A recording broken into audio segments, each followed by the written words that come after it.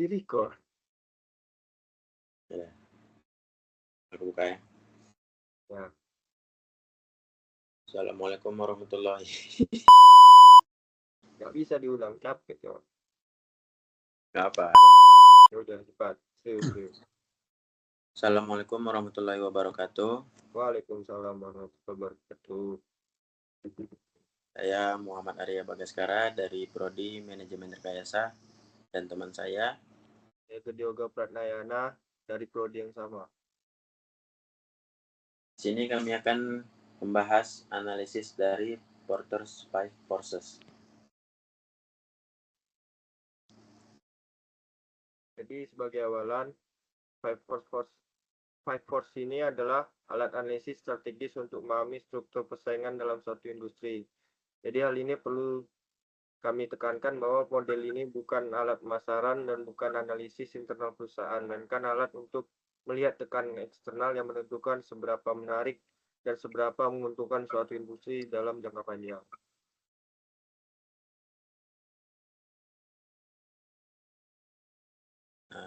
Analisis Porter's Five Forces merupakan alat penting untuk memahami struktur industri dalam persaingan bisnis. Model ini mencakup 5 kekuatan utama. Yang pertama, rivalitas antar pesaing. Yang kedua, ancaman pendatang baru. Yang ketiga, ancaman produk pengganti. Yang keempat, kekuatan tawar pembeli. Dan yang kelima, kekuatan tawar pemasok. Analisis ini bisa juga membantu menentukan strategi bisnis mana yang lebih tepat.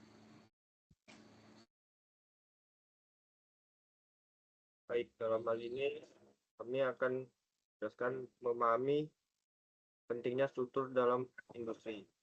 Jadi untuk menentukan keunggulan kompetitif di pasar, kita perlu memahami struktur industri terlebih dahulu, mana dapat membantu perusahaan mengidentifikasi peluang dan tantangan, memungkinkan mereka untuk mengembangkan strategi yang lebih efektif dalam menghadapi kompetisi. Yang kedua, memaksimalkan strategi bisnis yang tepat, di mana dengan analisis Porter Five Force ini, bisnis dapat menyesuaikan pendekatan mereka terhadap pemasaran dan operasi, memastikan kesesuaian dengan dinamikanya industri untuk pertumbuhan berkelanjutan. Dan banyak perusahaan gagal untuk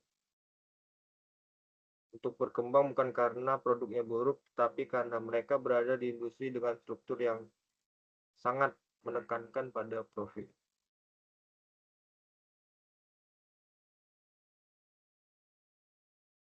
Kemudian, analisis industri minuman pada industri minuman kemasan.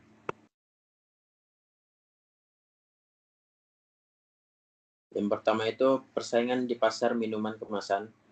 Seperti banyaknya pemain dalam industri ini menciptakan persaingan yang cukup ketat, di mana diferensiasi merek dan keamanan dan kemasan menjadi kunci untuk menarik perhatian konsumen. Ancaman pendatang baru. Hambatan yang tinggi seperti investasi awal yang besar dan regulasi ketat membuat sulit bagi pendatang baru untuk memasuki pasar ini. Menjaga posisi pemain lama tetap kuat. Kemudian ancaman pada produk pengganti. Minuman tradisional dan alternatif sehat seperti air galon dan herbal semakin populer. Memaksa produsen untuk berinovasi dan menawarkan nilai tambah dalam produk mereka.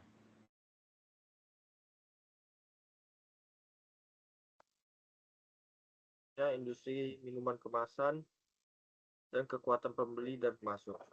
Jadi untuk kekuatan bargaining pembeli dalam industri, konsumen yang berpengetahuan dan biaya pindah rendah meningkatkan kekuatan tawar pembeli, mendorong produsen untuk fokus pada loyalitas merek dan pengalaman pelanggan.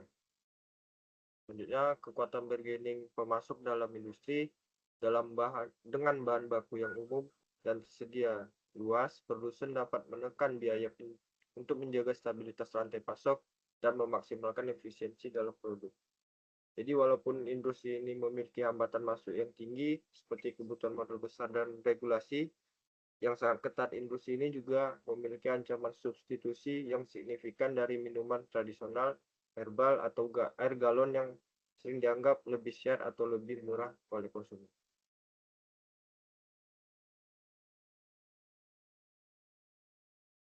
Kemudian analisis pada industri jasa perbankan.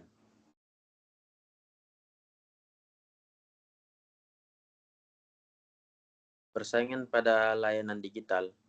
Persaingan di industri perbankan semakin ketat, didorong oleh inovasi layanan digital yang cepat, memberikan bank keunggulan dalam menawarkan pengalaman pelanggan yang lebih baik.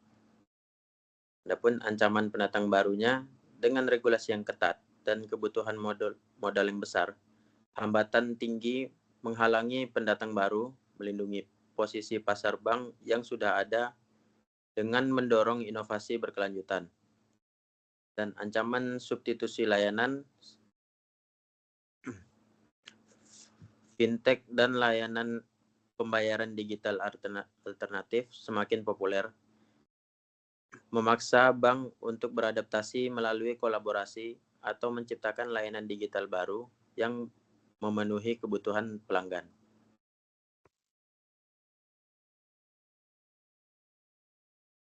Industri jasa perbankan, kekuatan tawar yang berbeda. Untuk kekuatan tawar pembeli dalam layanan perbankan, pelanggan kini semakin kritis dan selektif, di mana mereka memiliki banyak opsi untuk beralih antar bank. Hal ini mendorong bank untuk meningkatkan layanan dan pengalaman pelanggan secara personal.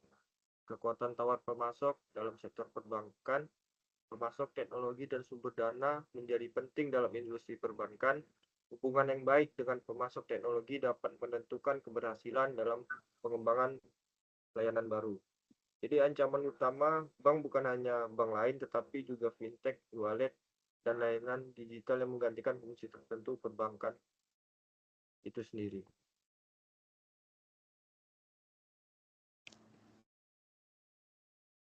Kemudian, adapun perbandingan strukturnya, dalam industri minuman kemasan, struktur pasar yang kompetitif menciptakan tantangan yang jauh lebih unik.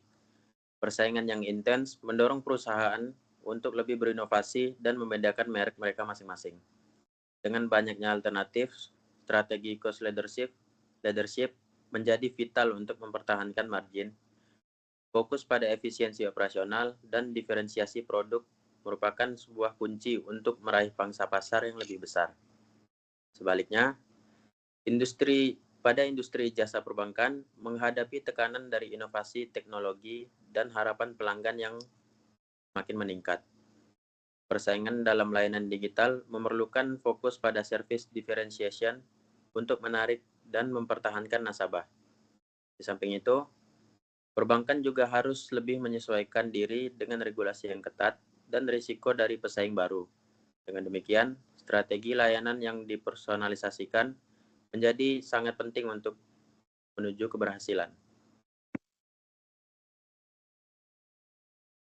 Selanjutnya, kesimpulan dari analisis Porter 5 Force mengungkapkan pentingnya memahami kekuatan struktural. Rekomendasi untuk pelaku bisnis itu sendiri, kita diperlukan untuk melakukan analisis pasar secara berkala. Yang kedua, kembangkan inovasi produk dan layanan. Tiga, tingkatkan pengalaman pelanggan melalui branding. Keempat, sesuaikan strategi dengan karakteristik. Jadi, analisis ini membantu kita memahami dari mana tekanan kompetitif berasal, sehingga strategi yang dirumuskan bukan hanya kreatif, tapi juga sesuai dengan realitas struktur industri dan memiliki peluang keberhasilan jangka panjang. Baiklah, sekian dari kami. Lebih kurangnya itu yang dapat kami sampaikan. Dan lebih kurang mohon maaf. Assalamualaikum warahmatullahi wabarakatuh. Dan selanjutnya kami ingin mengucapkan selamat tahun baru 2026. Semoga Selamat tahun baru. tahun baru. Ore-ore.